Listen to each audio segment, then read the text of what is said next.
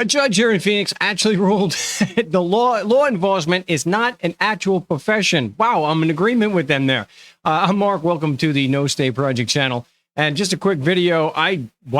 This is amazing. The lengths that judges and pro-cop bureaucrats and people will go through, the mental gymnastics that they'll go through to always rule in favor of the police, where here they've actually gone against the police. This is reported in a lot of places. I'm going to use the Arizona Central. It's by E.G. Montani, who's been a Phoenix fixture since I've known, since I moved out here in the 90s.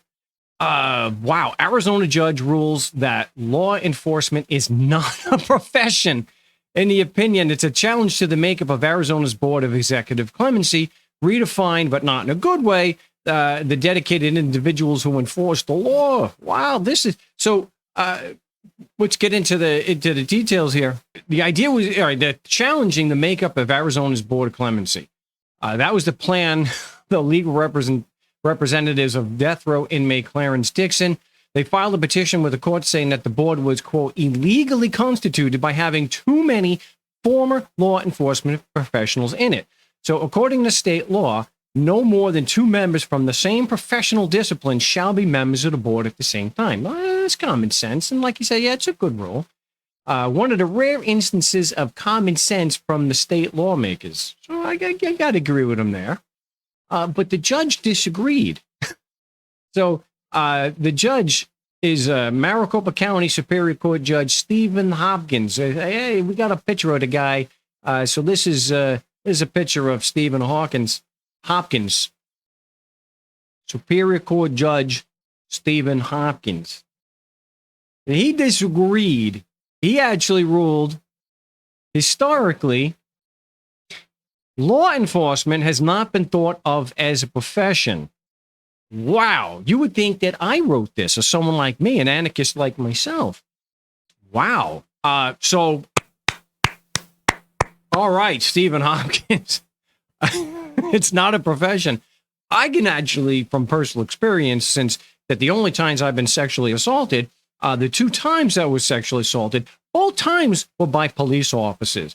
Most of the crimes that have been committed against me have been by police officers. So I would be the first to agree. I think this is torture. I think this is obviously, if this is appealed and somebody's life is on the line, they're trying to stop an execution. Hope, on appeal, that can't, this is certainly not going to survive. I mean, wow.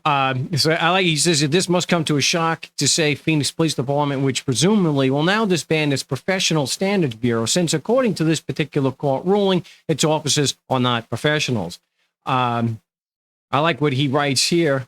It would result in the first time ever that the entire law enforcement community joined forces with the death row inmate, because obviously they're going to appeal this. I mean, they're going to counter that regardless of what you and I may think of the police departments there, they think that they are a profession. And when you're in school, it's one of the first professions that they teach. You got firemen, you got police, you got doctors, you got nurses. So whatever I may think about, look, as much as I think they're a criminal organization, it's still a profession as far as professions go. Hard to believe that I would actually agree with a Superior Court judge here. In one sense, he did get it right, but it's probably going to be overturned on appeal. But yeah, they're just, the police, I would say that they're an organized gang. They're a gang, a vicious gang. Prone not only to violence, but sexual violence as well.